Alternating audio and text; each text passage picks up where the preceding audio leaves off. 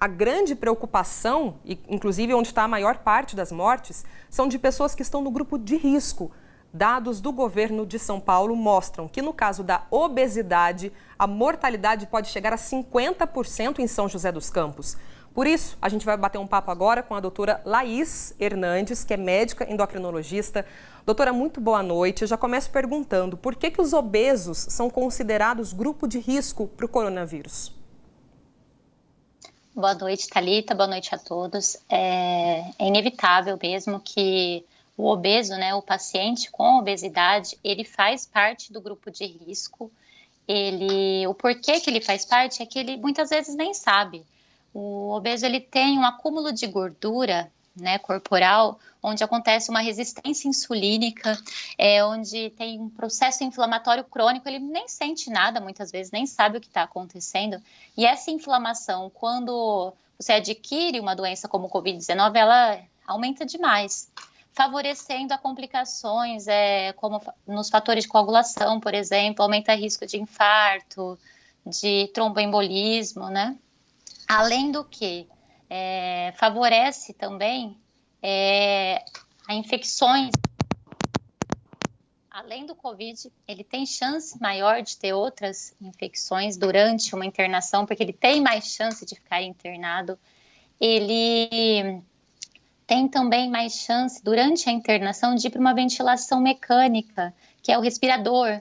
O tempo maior dele no respirador, geralmente, tende a ser maior. O manejo com esse paciente também na UTI, né, no hospital, é mais difícil. Então, realmente, a chance dele complicar é maior. E a gente tem outras pessoas, também outros grupos de risco, né? Além dos obesos, a gente tem, por exemplo, as pessoas que têm problema no coração, os diabéticos. Então, qual que é a sua orientação geral para essas pessoas, desses grupos, doutora? Certo. Ainda falando do obeso, muitas vezes ele já tem o diabetes, essa resistência insulínica, né? Muitas vezes ele tem e não descobre. O diabético em si, a infecção em geral, ela faz aumentar a glicemia. E o que acontece no diabético? Ele já tem um aumento dessa glicemia, normalmente. Então, a minha orientação é que esse paciente evite, né, conforme você falou bastante hoje também do isolamento, né, as medidas gerais de toda a população, mas que ele cuide das doenças que ele já tem. Então, se ele tem o diabetes, ele tem que controlar a sua glicemia para que, se ele adquire a doença, tende a ter menos complicação. Que o obeso, né, a pessoa que está acima do peso, tenta ter uma alimentação balanceada. Eu sei que não é para ir para a rua, mas vamos tentar em casa fazer uma atividade física. Pequenas mudanças no hábito já dá diferença. A gente está vendo, estão sendo feitos estudos também para isso. A gente sabe que não vai conseguir perder peso de uma maneira significativa nesse momento, mas pequenas mudanças podem fazer a diferença. Esse é meu recado aí para a população.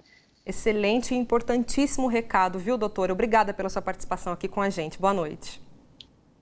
Obrigada, boa noite.